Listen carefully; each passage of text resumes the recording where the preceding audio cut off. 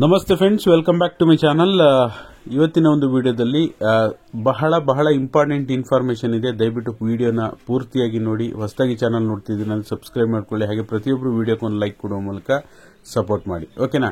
ಏನಪ್ಪಾ ಅಂದ್ರೆ, ಈಗ ಆಲ್ರೆಡಿ 11ನೇ ಕಂತಿನ ಬಗ್ಗೆ ನಿಮ್ಗೆ ಹೇಳಬೇಕು ಅಂದ್ರೆ, ಸರ್ಕಾರ ಈಗ ಆಲ್ರೆಡಿ 11ನೇ ಕಂತು ಬಗ್ಗೆ ಮಾಹಿತಿ ಅಂದ್ರೆ ಜನಗಳಿಗೆ ಕೇಳಿ ಬೋರ್ ಆಗಿದೆ. ನಾನು ಅದಕ್ಕೆ 11ನೇ ಕಂತು ಇವತ್ತು ಈ ಜಿಲ್ಲೆಗೆ ಆ ಜಿಲ್ಲೆಗೆ ಬಿಡುಗಡೆ ಆಗಿದೆ, ಇವತ್ತು ಬರುತ್ತೆ ಅಂದ್ರೆ ಇವತ್ತು ಬಂದಿಲ್ಲ ಅಂದ್ರೆ ನಾಳೆ ಬರುತ್ತೆ, ಈ ರೀತಿ ಖಂಡಿತವಾಗ್ಲೂ ಹೇಳಕ್ ಹೋಗಲ್ಲ. ಓಕೆನಾ? ಒಂದಂತೂ ಹೇಳ್ತೀನಿ, 11ನೇ ಕಂತು ಶೀಘ್ರದಲ್ಲೇ ಬಿಡುಗಡೆ ಆಗೋದಂತೂ ಸತ್ಯ. ಯಾಕೆಂದ್ರೆ ಬಿಡುಗಡೆ ಮಾಡಲಿಕ್ಕೆ ಎಲ್ಲ ಸಿದ್ಧತೆಗಳು ರೆಡಿ ಆಗಿದೆ. ಹಣವೂ ಕೂಡ ನಿಮಗೆ ಲಾಸ್ಟ್ ವೀಕೆ ಗೊತ್ತು. ಈಗ ಎಲ್ಲವೂ ಕೂಡ ಹಣ ಯಾವ ರೀತಿಯಾಗಿ ರೆಡಿ ಮಾಡ್ಕೊಂಡಿದ್ದಾರೆ ಅಂತಲೂ ಕೂಡ ವಿಡಿಯೋ ಮಾಡಿ ನಿಮಗೆ ಕಂಪ್ಲೀಟ್ ಆಗಿ ಡೀಟೇಲ್ ತಿಳಿಸ್ಕೊಟ್ಟಿದ್ದೀನಿ. ಒಂದು ಜುಲೈ 15-16 ಒಳಗಡೆ, ಜುಲೈ 20 ಒಳಗಡೆ ಅಂತೂ ಮ್ಯಾಕ್ಸಿಮಮ್ ಬಿಡುಗಡೆ ಆಗೇ ಆಗುತ್ತೆ. 4 ದಿನ ಆ ಕಡೆ ಈ ಕಡೆ ಆಗ್ಬೋದು, ಬಟ್ ಬಿಡುಗಡೆ ಆಗೋದಂತೂ ಖಚಿತ. ಯಾಕೆಂದ್ರೆ ಈಗ ಆಲ್ರೆಡಿ ನೀವು ಗಮನಿಸಬಹುದು, ಅನ್ನಭಾಗ್ಯ ಯೋಜನೆ ಏಪ್ರಿಲ್ ಮತ್ತೆ ಮೇ ತಿಂಗಳ ಹಣ ಬಿಡುಗಡೆ ಆಗಿದೆ.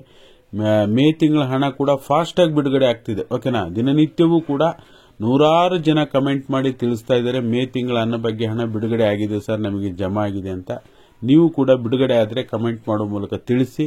ಸಾಕಷ್ಟು ಜನ ಕಮೆಂಟ್ ಮಾಡೋದು ಕೂಡ ನೀವು ಗಮನಿಸಬಹುದು. ಓಕೆನಾ? ಮತ್ತೆ ಈಗ ಸರ್ಕಾರ ಏನ್ ಮಾಡ್ತು ಅಂದ್ರೆ, ಈಗ 1 ವರ್ಷ ಕಂಪ್ಲೀಟ್ ಆದ ನಂತರ ಒಂದು ಸರ್ವೆಯನ್ನ ಮಾಡಿದೆ ಗ್ಯಾರಂಟಿ ಯೋಜನೆಗಳಿಗೆ ಸಂಬಂಧಪಟ್ಟ ಹಾಗೆ. ಅದು ಗೃಹಲಕ್ಷ್ಮಿ ಇರ್ಬೋದು, ಅನ್ನಭಾಗ್ಯ ಇರ್ಬೋದು, ಗೃಹ ಜ್ಯೋತಿ ಇರ್ಬೋದು. ಓಕೆನಾ? ಅದರಲ್ಲಿ ಸುಮಾರು 84.5 ಲಕ್ಷ ಜನರಲ್ಲಿ ಗ್ಯಾರಂಟಿ ಯೋಜನೆಗಳಿಗೆ ಸಂಬಂಧಪಟ್ಟಂಗೆ ಈಗ ಆಲ್ರೆಡಿ ಸಮೀಕ್ಷೆಯನ್ನ ನಡೆಸಿದೆ. ಅದರಲ್ಲಿ ಬಹುತೇಕ 76 ಲಕ್ಷ ಜನ ಈಗ ಅನ್ನಭಾಗ್ಯ ಯೋಜನೆಗೆ ಸಂಬಂಧಪಟ್ಟ ಹಾಗೆ ಅವರ ಒಂದು ಪ್ರತಿಕ್ರಿಯೆಯನ್ನ ಕೊಟ್ಟಿದ್ದಾರೆ. ನೀವೇನು ಅಕ್ಕಿ ಕೊಡ್ತಾ ಇದ್ದೀರಾ ಅದರ ಜೊತೆಯಲ್ಲಿ ಎಣ್ಣೆಯನ್ನ ಕೊಡಿ, ಅಡಿಗೆ ಎಣ್ಣೆಯನ್ನ ಕೊಡಿ ಪ್ರತಿ ತಿಂಗಳು ಅಂತ ಹೇಳಿ ಸಲಹೆಯನ್ನ ಕೊಟ್ಟಿದ್ದಾರೆ. ಅಡಿಗೆ ಎಣ್ಣೆ ಮತ್ತೆ ಬೇಳೆಯನ್ನ ಕೊಟ್ಟರೆ ತುಂಬಾ ಅನುಕೂಲ ಆಗುತ್ತೆ. ನೀವು ಮಾಡ್ತಾ ಇರೋ ಯೋಜನೆಗಳ ಬಗ್ಗೆನೂ ಕೂಡ ಮಾಹಿತಿಯನ್ನ ಕೊಟ್ಟಿದ್ದಾರೆ. ಬಹುತೇಕ ಮಹಿಳೆಯರು ಪಾಸಿಟಿವ್ ಆಗಿ ಹೇಳಿದ್ದಾರೆ. ಯಾಕೆ ಸರ್ವೆಯನ್ನ ಮಾಡಿದ್ದಾರೆ ಅಂದ್ರೆ, ಈಗ ವಿರೋಧ ಪಕ್ಷದವರು ಬಿಟ್ಟಿ ಭಾಗ್ಯಗಳನ್ನು ಕೊಟ್ಟು ಸರ್ಕಾರ ಆರ್ಥಿಕವಾಗಿ ಹಿನ್ನಡೆಯನ್ನ ಫೇಸ್ ಮಾಡ್ತಾ ಇದೆ, ಆರ್ಥಿಕವಾಗಿ ಹಿಂಜರಿತವಾಗಿದೆ, ಸರ್ಕಾರ ಇದೇ ರೀತಿ ಮಾಡ್ತಾ ಹೋದ್ರೆ ರಾಜ್ಯ ದಿವಾಳಿ ಆಗುತ್ತೆ ಅಂತ ಹೇಳಿ ಈ ಬಿಟ್ಟಿ ಭಾಗ್ಯ ಅಂತ ಹೇಳಿ ಏನು ವಿರೋಧ ಪಕ್ಷದವರು ಕರೀತಾರೆ. ಜನಸಾಮಾನ್ಯರಲ್ಲೂ ಕೂಡ ಇದೇ ಮನೋಭಾವ ಇದೆಯಾ? ಇದು ಬಿಟ್ಟಿ ಭಾಗ್ಯನ? ನಾವು ಜನಸಾಮಾನ್ಯರಿಗೆ ಈ ಬೆಲೆ ಏರಿಕೆಯ ಹೊಡೆತವನ್ನ ತಪ್ಪಿಸಬೇಕು ಅಂತ ಹೇಳಿ ಈ ಗ್ಯಾರಂಟಿಗಳನ್ನ ಜಾರಿಗೆ ತಂದ್ವಿ. ಆದ್ರೆ ಜನ ಇವತ್ತು ಆ ಗ್ಯಾರಂಟಿಗಳನ್ನ ಈ ರೀತಿಯಾಗಿ ಮಾತಾಡ್ತಾ ಇದ್ದಾರೆ, ಬಿಟ್ಟಿ ಭಾಗ್ಯ ಅಂತಿದ್ದಾರೆ ಅಂದ್ರೆ, ಹಾಗಾಗಿ ಒಂದು ಸರ್ವೆನೆ ಮಾಡ್ಬಿಡೋಣ ಅಂತ ಹೇಳಿ ಮಾಡಿದ್ದಾರೆ. ಈ ಸರ್ವೆಗೆ ಸಂಬಂಧಪಟ್ಟಾಗಿ ನಿಮಗೆ ಒಂದು ಕಂಪ್ಲೀಟ್ ಡೀಟೇಲ್ ವಿಡಿಯೋನ ನಿಮಗೆ ಟೆಲಿಗ್ರಾಮ್ ಮತ್ತೆ ಇದರಲ್ಲಿ ಹಾಕಿರ್ತೀನಿ, ಮಾಧ್ಯಮದಲ್ಲಿ ಬಂದಿರತಕ್ಕಂಥ ವಿಡಿಯೋ. ನೀವು ಅಲ್ಲಿ ಚೆಕ್ ಮಾಡಿ ನೋಡಬಹುದು. ಬಟ್ ಆದ್ರೆ ಬಹುತೇಕ ಜನರು, ಬಹುತೇಕ ಮಹಿಳೆಯರು, ಬಡ ಜನರು, ನೀವು ಕೊಡ್ತಾ ಇರ್ತಕ್ಕಂಥ ಗೃಹಲಕ್ಷ್ಮಿ ಯೋಜನೆಯ ಹಣ ನಮ್ಮ ಒಂದು ಮೆಡಿಸಿನ್ ಖರ್ಚಿಗೆ ಆಗ್ತಾ ಇದೆ, ಸಣ್ಣ ಪುಟ್ಟ ಲೋನ್ಗಳನ್ನ ತೀರಿಸಿಕೊಡ್ಲಿಕ್ಕೆ ಆಗ್ತಾ ಇದೆ, ಮಕ್ಕಳ ವಿದ್ಯಾಭ್ಯಾಸಕ್ಕೆ ಆಗ್ತಾ ಇದೆ. ಗೃಹ ಜ್ಯೋತಿ ಯೋಜನೆ ಅಂತೂ ಬಡ ಜನರ ಮಕ್ಕಳಿಗೆ ವಿದ್ಯಾಭ್ಯಾಸಕ್ಕೆ ಅವರಿಗೆ ಅನುಕೂಲ ಆಗ್ತಾ ಇದೆ ಅಂತ ಹೇಳಿ ಸಾಕಷ್ಟು ಜನ ಇದಕ್ಕೆ ಸಂಬಂಧಪಟ್ಟಾಗೆ ಈ ಒಂದು ಯೋಜನೆಗಳನ್ನ ಯಾವ ಕಾರಣಕ್ಕೂ ಕೂಡ ನಿಲ್ಸಕ್ ಹೋಗಬೇಡಿ. ಗೃಹಲಕ್ಷ್ಮಿ ಯೋಜನೆ ಅಂತೂ ಯಾವ ಕಾರಣಕ್ಕೂ ಕೂಡ ನಿಲ್ಸಕ್ ಹೋಗಬೇಡಿ, ಮುಂದುವರಿಸಿ. ಇದರಿಂದ ಸಾಕಷ್ಟು ಜನರಿಗೆ ಉಪಯೋಗ ಆಗ್ತಾ ಇದೆ ಅಂತ ಹೇಳಿ ಸಮೀಕ್ಷೆಯಲ್ಲಿ ಜನ ತಿಳಿಸಿದ್ದಾರೆ. ಯಾರೇ ಬಿಟ್ಟಿ ಗ್ಯಾರಂಟಿಗಳು ಅನ್ನಲಿ, ಬಿಟ್ಟಿ ಗ್ಯಾರಂಟಿಗಳು ಅನ್ನೋರಿಗೆ ಒಂದು ಖಡಕ್ ಎಚ್ಚರಿಕೆಯನ್ನು ಕೊಟ್ಟಿದ್ದಾರೆ.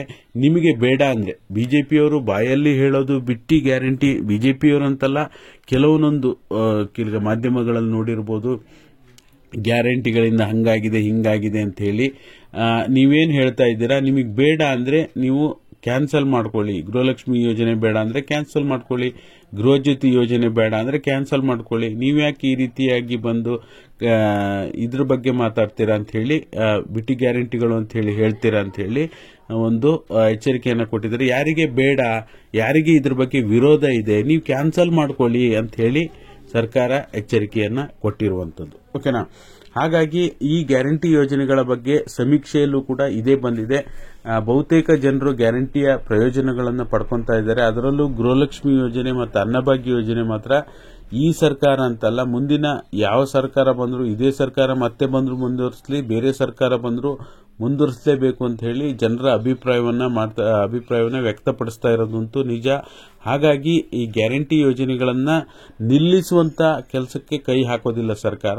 ಬಟ್ ಆದರೆ ಇದರಲ್ಲಿ ಎಲ್ಲೋ ಒಂದು ಕಡೆ ಹಣ ಹೊಂದಿಸೋದು ತೊಂದರೆ ಆದಾಗ ಎಲ್ಲೋ ಒಂದು ಕಡೆ ಗ್ಯಾರಂಟಿ ಯೋಜನೆಗಳಿಗೆ ಈಗ ಹೆಚ್ಚು ಒಂದಲ್ಲ ಎರಡಲ್ಲ 5 ಗ್ಯಾರಂಟಿಗಳನ್ನು ಕೊಟ್ಟಿರೋದ್ರಿಂದ ಎಲ್ಲವನ್ನೂ ಕೂಡ ಮೇಂಟೈನ್ ಮಾಡಲಿಕ್ಕೆ ಅದರಲ್ಲಿ ಅರ್ಹ ಫಲಾನುಭವಿಗಳಿಗೆ ಕೊಡಲಿಕ್ಕೆ ಕಷ್ಟ ಆದಾಗ ಏನು ಮಾಡ್ತಾರೆ, ಸ್ವಲ್ಪ ಫಿಲ್ಟರ್ ಮಾಡ್ತಾ ಬರ್ತಾರೆ. ಓಕೆನಾ, ಆದಷ್ಟು ಈ ಗ್ಯಾರಂಟಿ ಯೋಜನೆಗಳಲ್ಲಿ ಅನರ್ಹವಾಗಿ ಯಾರು BPL ಕಾರ್ಡನ್ನು ಪಡ್ಕೊಂಡಿದ್ದಾರೆ ಅವರಿಗೆ ಅನ್ನಭಾಗ್ಯ ಅಕ್ಕಿ ಕೊಡಬೇಕು, ಅನ್ನಭಾಗ್ಯ ಹಣ ಕೊಡಬೇಕು, ಗೃಹಲಕ್ಷ್ಮಿ ಹಣ ಕೊಡಬೇಕು.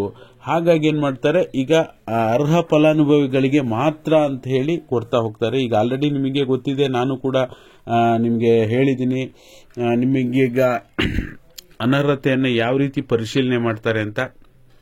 Aadhaar card, PAN card link ಆಗಿರೋದ್ರಿಂದ ಈಗ ಇನ್ಕಮ್ ಟ್ಯಾಕ್ಸ್ ಡಿಪಾರ್ಟ್ಮೆಂಟ್ಗೆ ಕಳಿಸ್ತಾರೆ ಎಲ್ಲ ಡೀಟೇಲ್ಸ್ ಅನ್ನ. ಇವೆಲ್ಲವೂ ಕೂಡ ಇದರಲ್ಲಿ ಯಾರ್ಯಾರು ಟ್ಯಾಕ್ಸ್ ಪೇಯರ್ ಇದ್ದಾರೆ, ಯಾರ್ಯಾರು ಹೆಚ್ಚು ಆದಾಯ ಹೊಂದಿದ್ದಾರೆ ಚೆಕ್ ಮಾಡಿ ಅಂತ ಅವರು ಡೀಟೇಲ್ಸ್ ಅನ್ನ ಇವರಿಗೆ ವಾಪಸ್ ಕಳಿಸ್ತಾರೆ. ಇದೇ ರೀತಿ ಎಲ್ಲವನ್ನೂ ಕೂಡ ಪರಿಶೀಲನೆ ಮಾಡ್ತಾ ಹೋಗ್ತಾರೆ. ಈಗ ಆಧಾರ್ ಪಹಣಿ ಲಿಂಕ್ ಆಗಿರೋದ್ರಿಂದ ಆಸ್ತಿ ವಿವರಗಳನ್ನ ತೆಗೆದುಕೊಳ್ಳಿಕ್ಕೆ ಸರ್ಕಾರದಿಂದನೇ ಇನ್ಫಾರ್ಮೇಶನ್ ಸಿಗುತ್ತೆ. ಅವಳ ತಂತ್ರಾಂಶದ ಮೂಲಕ ಸರ್ಚ್ ಮಾಡಿದಾಗ ಗೊತ್ತಾಗುತ್ತೆ. ಆಮೇಲೆ ಯಾರು ಗವರ್ಮೆಂಟ್ ಎಂಪ್ಲಾಯೀಸ್ ಇದ್ದಾರೆ ಅವರು ಕೂಡ BPL ಕಾರ್ಡ್ ಹೊಂದಿದಾರ, ಅದನ್ನು ಕೂಡ ಸರ್ಕಾರ ಈಸಿಯಾಗಿ ಫೈಂಡ್ ಔಟ್ ಮಾಡುವಂತ ವಿಧಾನಗಳು ಈಗೆಲ್ಲವೂ ಕೂಡ ಆಧಾರ್ ಕಾರ್ಡ್ ಅನ್ನ ಎಂಟ್ರಿ ಮಾಡಿದ್ರೆ ಸಾಕು. ಅವ್ರ ಹೆಸರಲ್ಲಿ ಏನು ಆಸ್ತಿ ಇದೆ, ಅವ್ರ ಹೆಸರು, ಅವ್ರ ಏನು ಎಷ್ಟು ಇನ್ಕಮ್ ವಾರ್ಷಿಕ ಆದಾಯವನ್ನು ಎಷ್ಟು ಪಡಿತಾ ಇದ್ದಾರೆ, ಇವೆಲ್ಲವನ್ನ ಕೂಡ ಮಾಹಿತಿಯನ್ನ ಆನ್ಲೈನ್ ನಲ್ಲೇ ಪಡ್ಕೊಳ್ಳುವಂತ ಸರಳ ವಿಧಾನ ಈಗ ಆಗೋಗ್ಬಿಟ್ಟಿದೆ. ಯಾಕೆಂದ್ರೆ ಈಗ ಆಧಾರ್ ಪಾಣಿ ಲಿಂಕ್ ಆಗಿದೆ, ಆಧಾರ್ ಪ್ಯಾನ್ ಲಿಂಕ್ ಆಗಿದೆ, ಆಧಾರ್ ಬ್ಯಾಂಕ್ ಲಿಂಕ್ ಆಗಿದೆ, ಆಧಾರ್ ಕಾರ್ಡ್ ಜೊತೆಗೆ ಹೀಗೆ ಎಲ್ಲವೂ ಕೂಡ ಜೋಡಣೆ ಆಗಿರೋದ್ರಿಂದ ಈಗ ಫೈಂಡ್ ಔಟ್ ಮಾಡೋದು ತುಂಬಾ ಕಷ್ಟ ಏನೂ ಇಲ್ಲ. ಓಕೆನಾ, ಹಾಗಾಗಿ ಈಗ ಒಂದೇ ಮನೆಯಲ್ಲಿದ್ದು ಬೇರೆ ಬೇರೆ ಕಾರ್ಡ್ಗಳನ್ನ ಮಾಡಿಸ್ಕೊಂಡಿದ್ದಾರೆ ಅಂದ್ರೆ ಅದನ್ನು ಕೂಡ ಈಸಿಯಾಗಿ ಫೈಂಡ್ ಔಟ್ ಮಾಡಬಹುದು. ಯಾರ ಹೆಸರಲ್ಲಿ ಜಮೀನಿದೆ, ಯಾರ ಹೆಸರಲ್ಲಿ ಇಲ್ಲ, ಯಾರ ಹೆಸರಲ್ಲಿ ವಿದ್ಯುತ್ ಕನೆಕ್ಷನ್ ಇದೆ, ಆ ರೀತಿಯಾಗೂ ಕೂಡ ಫೈಂಡ್ ಔಟ್ ಮಾಡ್ತಾರೆ.